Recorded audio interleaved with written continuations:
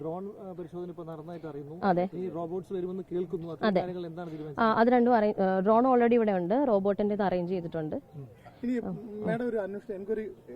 അതെ, SDM-നാണ് മജിസ്ട്രിയൽ എൻക്വയറിക്ക് വേണ്ടിയിട്ടാണ്. ഇതിന് സംബന്ധിച്ചിട്ടുള്ള എല്ലാ ഡീറ്റെയിൽസും റൈറ്റ് ഫ്രം ദ ലൈസൻസ് എല്ലാ കാര്യങ്ങളും അന്വേഷിച്ചിട്ട് റിപ്പോർട്ട് ചെയ്യാനായിട്ടാണ് പറഞ്ഞിരിക്കുന്നത്.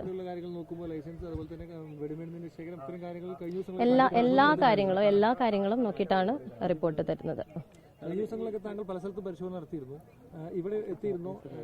നമ്മൾ മെയിനായിട്ട് സ്വരാജ് റൗണ്ടിലുള്ള ഫയർ ലൈൻ ബാക്കിയുള്ള കാര്യങ്ങളുടെയാണ് ജോയിന്റ് ഇൻസ്പെക്ഷൻ നടത്തിയിരുന്നത്. ഇവർ പറഞ്ഞ വിവരം അനുസരിച്ച് ഇടയ്ക്ക് ആളുകളുണ്ടായിരുന്നു എന്നുള്ളതാണ്. അത് ഇവിടെ നിന്ന് ഒരു 6 പേരെന്തോ അപ്പുറത്തെ വീട്ടിൽ വെള്ളം കുടിക്കാനായിട്ട് പോയിട്ടുണ്ടായിരുന്നു. അവർ പറഞ്ഞിരുന്ന കണക്ക് പ്രകാരമാണ് 30-40 ഇടയ്ക്ക് ആളുകളുണ്ട് എന്നുള്ളത്. കാറ്റഗറി തിരിച്ചിട്ടുള്ള കണക്ക് നമുക്ക് കിട്ടിയിട്ടില്ല. സ്വാഭാവികമായിട്ടും അത്തരം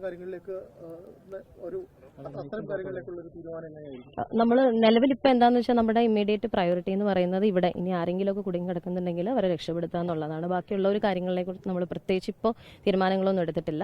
ഇപ്പോൾ ഇവിടെ എത്രയും പെട്ടെന്ന് കോർഡൺ ഓഫ് ചെയ്യുക, പബ്ലിക്കിനെ കൂടുതൽ, കാരണം അവിടെ ഇനി എന്തെങ്കിലും സ്ഫോടനം നടക്കുമെന്നുള്ള കാര്യം ഉറപ്പില്ലാത്തത് കൊണ്ട്, കാരണം പൊട്ടുന്നുണ്ടായിരുന്നു. അപ്പോൾ മാക്സിമം ആളുകളെ കോർഡൺ ഓഫ് ചെയ്തിട്ട് നൈറ്റിലാണെങ്കിലും നമുക്ക് എല്ലാ ആളുകളെ അവിടെ നിന്ന് പുറത്തെടുക്കാനായിട്ടുള്ള ഒരു ശ്രമമാണ് നമ്മൾ. ഇല്ല എനിക്കതിനെ കുറിച്ച് ഇപ്പോൾ കമന്റ് ചെയ്യാനായിട്ട് പറ്റില്ല. അത് മജിസ്ട്രിയൽ എൻക്വയറി കഴിഞ്ഞിട്ട്. ഒരാളാണ് അങ്ങനെ പറഞ്ഞത്. അതിപ്പോ നിലവിൽ ചികിത്സയിലുള്ള ആളാ അങ്ങനെ പറഞ്ഞെന്നാണ് പറഞ്ഞത്.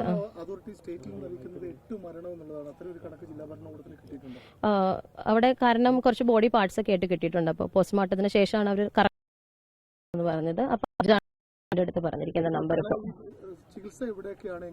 മെഡിക്കൽ കോളേജിലാണ്. നമ്മൾ എല്ലാ സജ്ജീകരണങ്ങളും ഒരുക്കിയിട്ടുണ്ട്. അവിടുത്തെ സൂപ്രണ്ട് പറഞ്ഞത് അവരിപ്പോ അതിന് ഫിറ്റാണ്, അവർക്കത് ഹാൻഡിൽ ചെയ്യാനായിട്ട് പറ്റും.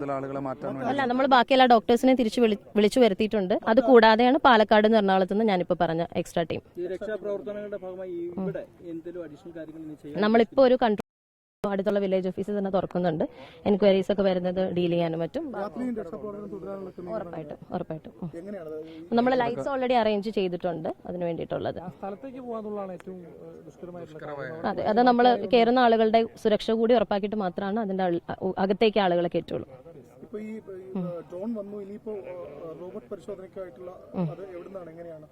അത് ഫയർഫോഴ്സ് തന്നെ അറേഞ്ച് ചെയ്തിട്ടുണ്ട് ഇപ്പോൾ.